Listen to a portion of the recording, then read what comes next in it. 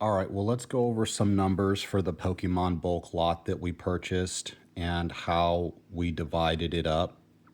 What we did, we paid $45 for the lot. And I'll start at the top and kind of explain what's going on. So eBay here, we had 162 guards that we pulled out of the bulk that's going to go to eBay. It's been whittled down since then because I don't want anything in there that doesn't have a high sell-through rate. And I also pulled all the evolutions out.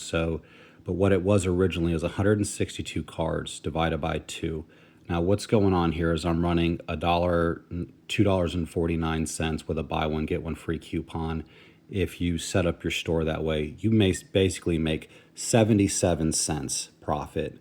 So if you divide 162 by 2 times 77, you get your eBay profit, which is $62.37 before any platform fees. Okay.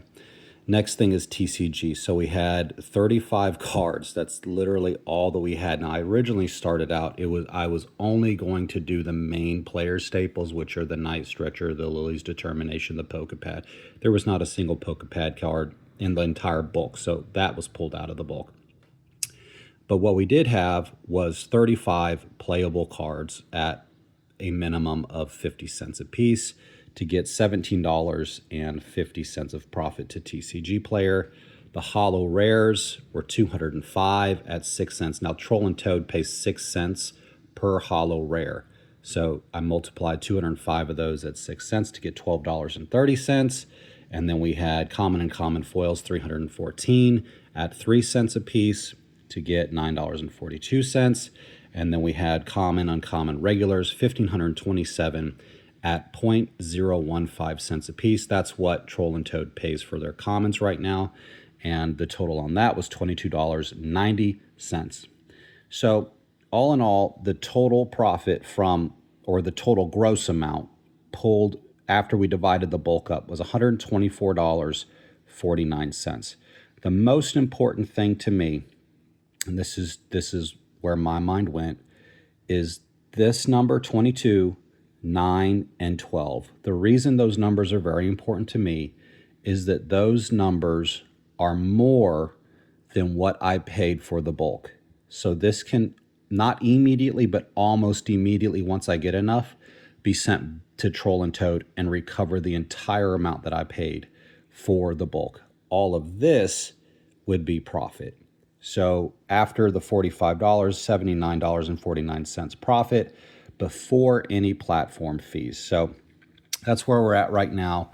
Now this number here is different than what we're going to do because I went ahead after talking to my wife, deciding to list all of the cards that are playables onto TCG Player. Now I was feeling extremely overwhelmed looking at the top 15 decks. I can't describe how overwhelming that is. So what I did is I noticed that on Limitless TCG, the top 5 decks command the vast majority of the arena right now. And once you get past the second most played deck, the next 3 decks only capture like 6 and 5% of the market. So sticking to the top 5 decks, you're going to cover most of the player staples out of those decks.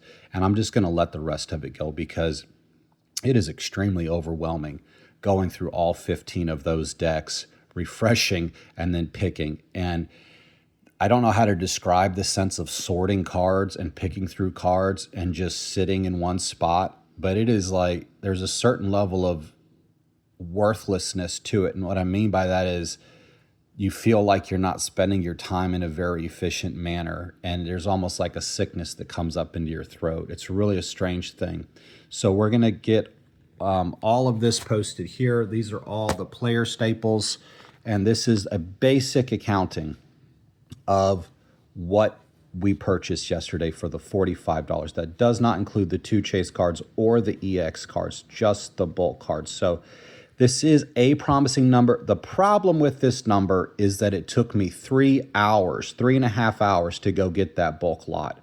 So if we're dividing time, cutting it up, listing it, and packaging it, this is probably below minimum wage, if I'm being honest with you. So I still have not figured out how to make this profitable.